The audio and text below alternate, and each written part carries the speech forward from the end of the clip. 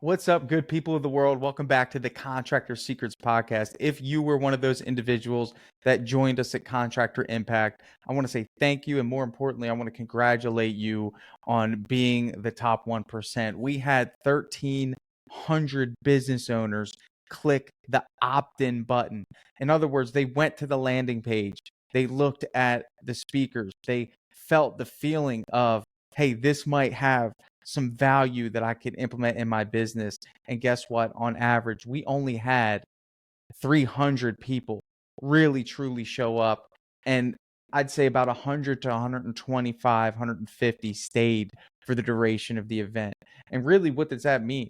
Well, ultimately, that means that motivation can only take you so far. Okay. Is action is the secret. Okay. Take an action. And that leads me to give you three important principles to help you take your business and your life to the next level. If you're new here, you don't know about me. My name's Tanner Mullen. I'm the proud founder of Drip Jobs, which is a CRM automation platform for home service businesses. But I'm also the proud owner of Premium Painting, a residential house painting service here in Central Florida. And what I believe to be one of the most important aspects of business is leadership.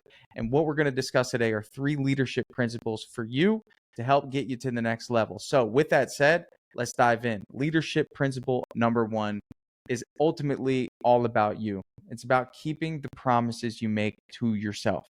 This is something that you really need to focus on. I'm guilty of breaking the promises that I make to myself. And ultimately, this happened a lot early on, specifically when I was an employee. I was working a 9 to 5. Ultimately, any decision I made really only affected myself. And when you decided to file for that LLC and you decided to take the leap, start your own business, ultimately you said to the world, hey, guess what? I no longer am the most important here. I am intending to serve.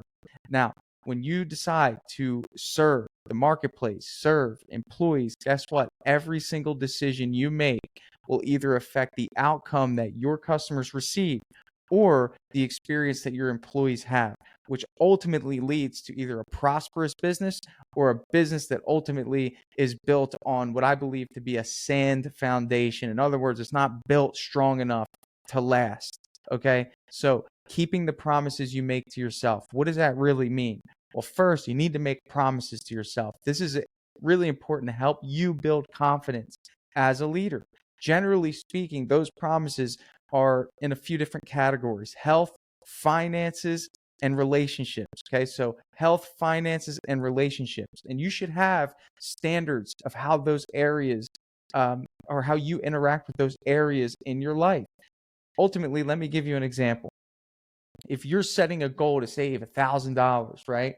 But you keep spending money on things that don't help you achieve that goal. Maybe you go out to eat too much, or maybe you buy a video game, or maybe you purchase something that really has no value other than maybe a small feeling of satisfaction.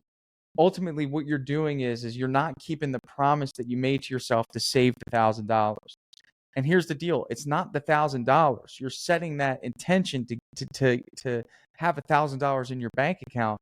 But ultimately, what you're doing is you're pretty much telling yourself that the $1,000 is the metric, but how I get there is what the real beauty is, right? The discipline involved to get there is what matters.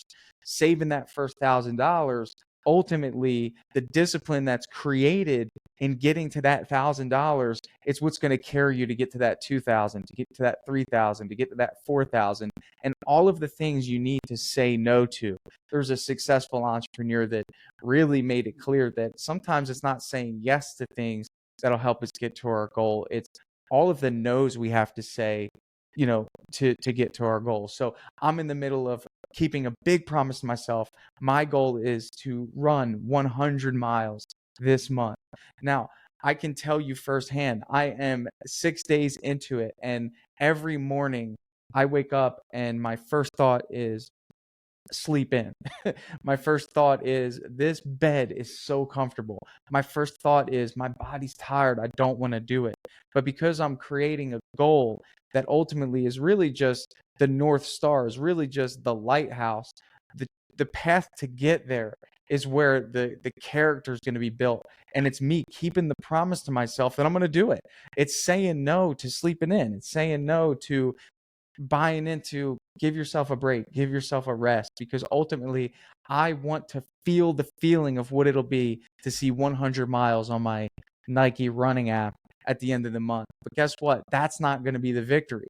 The victory is really how I'm going to look, how I'm going to feel. And ultimately, fact of the matter is keeping the promise to myself. Because what I've learned in life and business is that if you can't keep a promise to yourself, how can you keep a promise to your employees? How can you keep a promise to your customers? It's very difficult to do that. And ultimately, both of those individuals, customers and employees, will see right through you. So be a person of integrity. One of my favorite words in the dictionary is integrity, and that's about being integral. It's ultimately it's the uniformity of what you say, what you think, and what you do. That's what's being integral. That means you're integrated, you're connected. So again, the first most important thing is to keep the promises you make to yourself. But I believe that it's not simply just living life at a low energy, a low standard. It's setting goals that force you to continue to evolve as a person and a leader. Ultimately, what I believe is that the standard of which you operate your life will be the standard of your relationships and your business. So if you're an individual that isn't too big on working out or isn't too big on setting financial goals or setting relational goals, then my suggestion to you is to start, because ultimately it will pour into every area of your life. There could be some of you out there struggling in business, or maybe you're just starting in business, but the other areas of your life aren't in order. In other words, your health isn't in order. Maybe your relationships aren't in order. Maybe your finances are all over the place. I've coached enough people to know that generally speaking, most people suck at managing their money. And that's simply because they say yes to things that they shouldn't. And ultimately, a sound business owner has a good financial relationship with money. And that means that there's a mutual respect. That means that, the money isn't wasted. It was earned, and it's going to be saved and invested appropriately. So again, my first point of success, and again, this is so important, is to keep the promises that you make to yourself. Don't lie to yourself. No one will know. But also, being integral is having integrity. And from my understanding, having integrity is being a person of strong character when no one is looking. And if you're constantly lying to yourself, if you're telling yourself you're going to do something and you're not following through, that's just going to show its face somewhere. And you don't want it to be with your employees, and you don't want it to be with your business relationships. Next, number 2, you are the standard. Being the standard is so important. There's been so many times where everyone under me wanted to take shortcuts. There's been situations where clearly had an opportunity to get away with one in business. And I think we've all been faced with this. Some of you will be faced with this today. Maybe shortcutting through a walkthrough with a customer, or maybe compromising on product, or compromising on scope of work because maybe you underbid the job, or whatever that is. And your team will question you, and they'll say, hey, can we get away with this one? Or, hey, how about we just do one coat here? Or how about we just, I don't know, skip out on doing this portion of the project? Well, guess what? Ultimately, you have to understand that your team is looking to you to see what decision you're going to make. Your team is looking to you to see, are you going to compromise? Because if you say it's okay, that means that I say it's okay. And for me, I stopped being a boss a long time ago, a very long time ago. I started being a leader. And ultimately, people need to be led. They need to be shown what the right path is. I build my business in such a way that my teammates understand that my first priority is to making sure that we are doing projects with integrity. My first priority is to make sure that we are doing projects with honor. My first priority is to make sure that we are fulfilling our promises as a business, because without those as our North Star, we are not going to be able to succeed in business. We won't have a long-standing business. Ultimately, that nasty behavior will rear its ugly head at some point, and Rome will fall. Okay, so for me, it's about honesty, integrity, and it doesn't matter. We're not compromising our values for a short-term gain. okay? Short-term gain. And guess where that comes from? Let's go back to number one. That comes from having a strong moral compass as an individual first, because that's my standard in my personal life. So I'm not going to let, of course, that standard be compromised in my business relationships. And there's a lot of instances where you as a business owner have to look yourself in the mirror and say, am I doing what's right by my team? And there's been instances where if I've coached people that won't get a payroll service, they won't set their team up properly financially because the way that the business owner sees it is, well, I'm saving money. Well, is that really in the best interest for your team? Are you really looking out for them when they don't get a pay stub? And ultimately what happens is they go to rent an apartment, or they go to want to purchase a vehicle and they have no way to prove their income because you wanted to save some money on taxes. What kind of business is that? What kind of leadership is that? And this might be a tough thing to listen to. Maybe you're thinking, I want to shut this off right now. I don't want to hear this. Well, no one's going to tell you because you're a business owner and ultimately you're used to calling the shots. But the best business owners are coachable. The best business owners listen when they need to listen and act when they need to act. Those are the ones that get to the next level. So if you made it through that little segment there and you're the type of individual right now who hasn't set up their business the right way and it's compromising your integrity, it's compromising the honesty portion of your business, guess what? I'm proud of you for listening through that. But make the change. Okay, it's important. If you need to do what's right by your team, do what's right by your team. It'll always come full circle. So number two is you set the standard. And I want you to know this. Your people are watching. The people that you employ are watching how you conduct yourself, because whatever your standard is will be the standard of the company. Okay, ultimately, you have to understand that an employee is only going to do what an employee is asked to do. And guess what? What they're going to teach people that come into your business is the shortcuts, okay, that you've allowed. No shortcuts. Always do things the right way. Operate with honor. Operate with integrity. Make sure that your team understands that you won't allow it, that they'll have to go back and take care of it, because at the end of the day, it's not about the money. It's about the impact. It's about being honest and integral. I can tell you right now, I've been operating this way since I started my business. And 8 years in, we are just flooded with leads from people that hear about our quality of work, hear about our standard, hear about what we represent, because ultimately we are the safe choice in our area for the service that we provide, simply because time after time after time after time after time again, we deliver on the results. You can go look up our reviews. If you really want to understand what happens when a company operates with high integrity, high standards, go look up Premium Painting Ocala reviews. Okay, I want you to see what we represent, how we operate. Okay, it's important for you to understand that at the end of the day, this could be the reality for you. This could be an opportunity for you to win. Okay, as long as you have a high standard of how you operate as an individual first. Second, how you operate as a business owner and a leader. And guess what? These things coincide with one another. So remember, your team is watching your every move. Make sure it counts. And it would be the same thing if you had children. What are your children seeing? I'm a father, so I am qualified to talk to you about this topic. Is ultimately, what do you want them to see?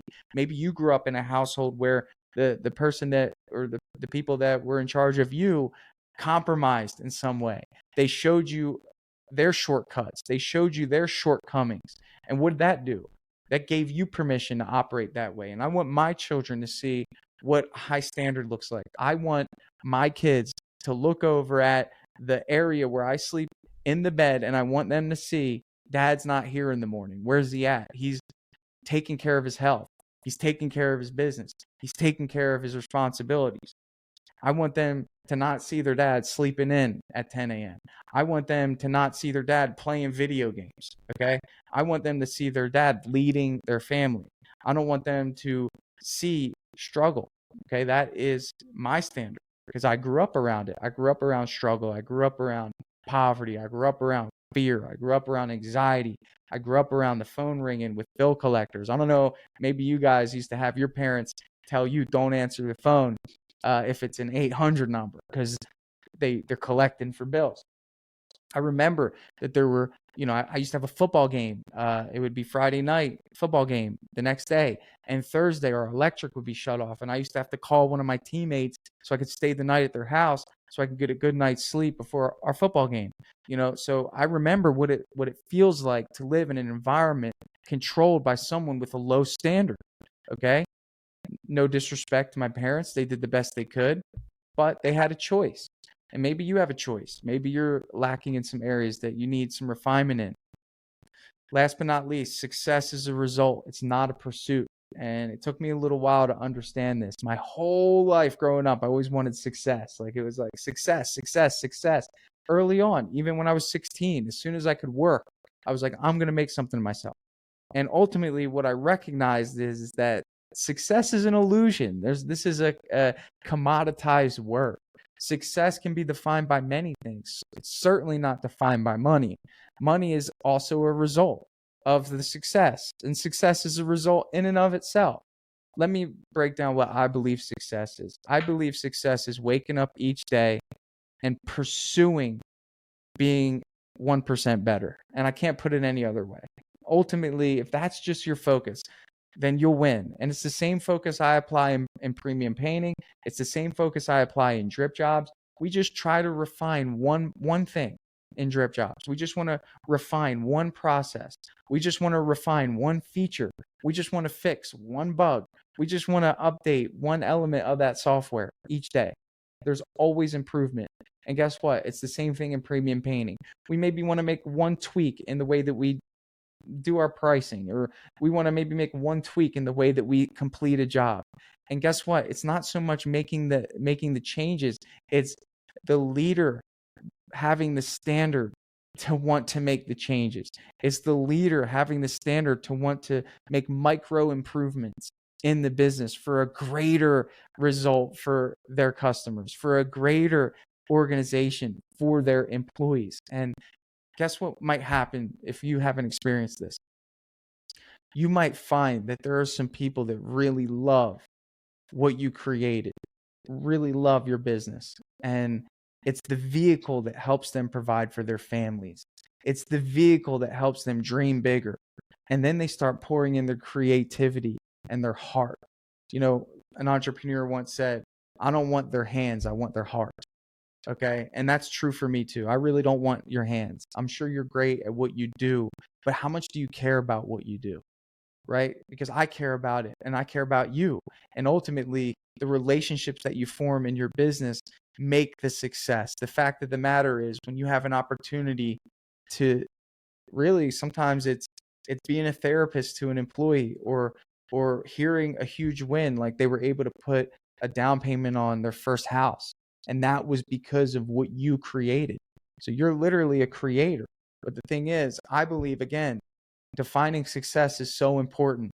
The big commoditized success metric in the home service space is, I want to hit $1 million. And that's awesome, right? I want to hit $1 million. But the thing is that there's a lot of days that have to be won in order to get there. And I think it's actually better to just celebrate those small wins, because they're more valuable anyway. Once you hit the $1 million, it's like, okay, what do I do now? I want to hit $2 million. Okay. Well, I think you need to change what success feels like and just celebrate the daily wins and the small improvements. I'll tell you something like that. I don't know, you might not understand completely, but just see how I celebrate a win. So we've dealt with some cancellations in drip jobs, and this happens in software. It's a normal thing. And we looked into the reason why these cancellations were happening, and we're finding that people sign up, they get excited, and they just don't use the software. And that's because maybe they weren't shown how to use it properly, or they weren't given a walkthrough. And generally speaking, we find that that's usually the case. So I knew this a long time ago. So of course, one of our strategies is to do a free training. We'll free train anybody. Okay. That's just one of our, it's like an investment into making sure our customers are retained and they're winning. So one of the things that I did last week was I spent 4 days putting together an onboarding sequence for brand new Drip Jobs users. So if you sign up for Drip Jobs right now, you're going to experience this. where they receive kind of like an email onboarding course, right? So like the first time they sign up, it'll cover like the booking form feature. The second day, they're going to cover the proposal feature. The fourth day, they'll get like, the pipelines. You get it. So the idea behind that is that maybe someone on the sixth day, when they're thinking, I don't have time to set up drip jobs, or I don't want to meet with the team, or I'm just going to figure this out on my own, or I'm just going to go back to pen and paper. Maybe on the sixth day, they see an email that shows them how awesome the proposal builder is and how they can speed up, their estimating, and how they can present the proposal using the portal. And they might look at that and say, I could really use that feature right now. Okay, I'm going to book the free training. And guess what? We looked at the data. We've had a lot of people sign up for drip jobs, and we have enough data since when I launched that thing last week. And guess what? We're seeing a 60% open rate on every single one of those emails. We're seeing a 10% click rate, which means every time that email is open, 10% of the time they're clicking the link to book the training. And guess what? You know what? If we had 10 people cancel, maybe that goes down to 8. Maybe that goes down to 7, right? So I'm just trying to help you understand that, like, that to me is success, is the small wins, the small victories. Think about it in your painting business. And I can give you another example of how I do it in my painting business. Is I was looking at how many times we were over budget on labor on our jobs. And that means that we're taking a half a day, sometimes even a full day to finish jobs.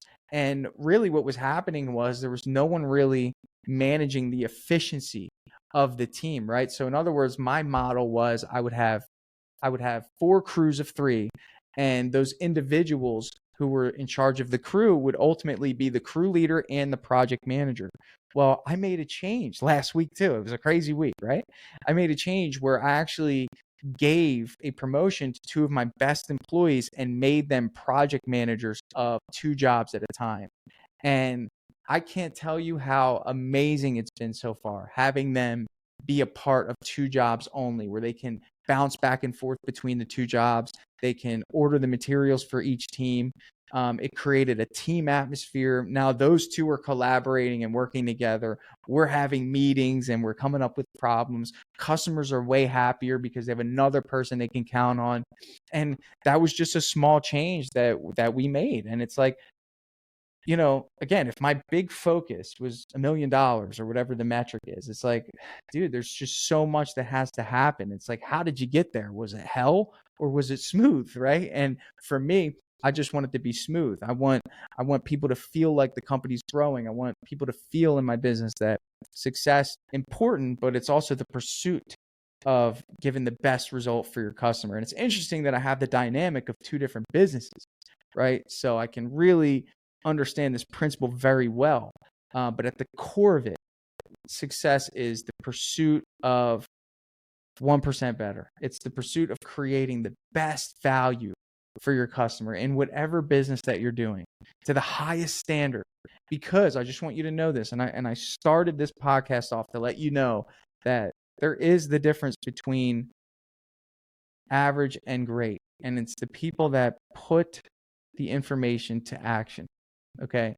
It's good to listen to these podcasts. If you've been listening to my podcast for years, some people say, hey, Tanner, I've binged your podcast. Like, that means the world to me. Like, and I'm honored, and I'm just, some guy, man. I'm just like you. Like, I just like helping people. I like giving advice. It makes me feel good. But I would actually prefer you say, Tanner, I listened to like 15 of your best episodes and I shut it off and I put everything into action and I'm ready for more information. Like, that to me is more valuable. Like, so at the end of the day, I hope you got something out of this.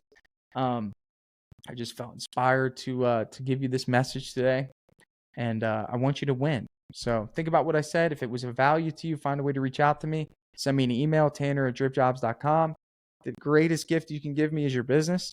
I want to earn it though. So go to dripjobs.com, do a demo with our team. You guys can actually kind of backdoor an audit for me. Let me know how they do. Let me know how the demo was. Let me know how the onboarding was. I want to make sure the customer service is up to par. So help me out there. Give me some feedback. Send me an email and be like, dude, The demo was awesome. I felt appreciated. I didn't feel, you know, rushed through in any way, or the onboarding. They were patient, they were kind, they were informative, they know what they're talking about. Like, I want to hear those things because I'm a business owner just like you, right? It would be like your customer giving feedback on your painters, which again, I'm a painting contractor, so I get that too. So anyway, if I can help you in any way, I do free coaching. You've heard this before. If you've ever listened to a business breakthrough, it's just free coaching. It's us jumping on a video call and me listening to your thought process, your standards. Some people tell me I'm not ready or I don't have enough to tell. Like, dude, like, that's just fear. Like, it's anxiety. It's like, it might be the case, but guess what? I may be able to see an area that you're blind in right now, and I could help you get on another path. You've heard people have breakthroughs on there, and a breakthrough is just I'm breaking through, whatever that barrier is for you. It's like, maybe it'll give you a little confidence. I don't know. I hope I can help you. I hope I can serve you. Thank you for being a part of this. Oh, one more thing. School. Really trying to make a push here, guys. So if you want some really great courses right now, we have the entire Contractor Impact event uploaded on the Contractor Secrets School. So I'm going to drop a link in there for you. So if you want to go through, let me tell you something. That was the best online training I've ever been a part of. I mean, the amount of great information in there, up to date information about marketing and sales, and like, every person just crushed it. So you're going to want to be a part of that. And you get a hiring course, and you get a time management course, and you get a sales course, and you get another sales course. So there's like 5 courses that you're going to get access to if you join the Contractor Secret School. I'm also going to be doing live workshops in there. So please check that out if you find that would be valuable. Well, thank you for listening. Have a blessed day. Take care.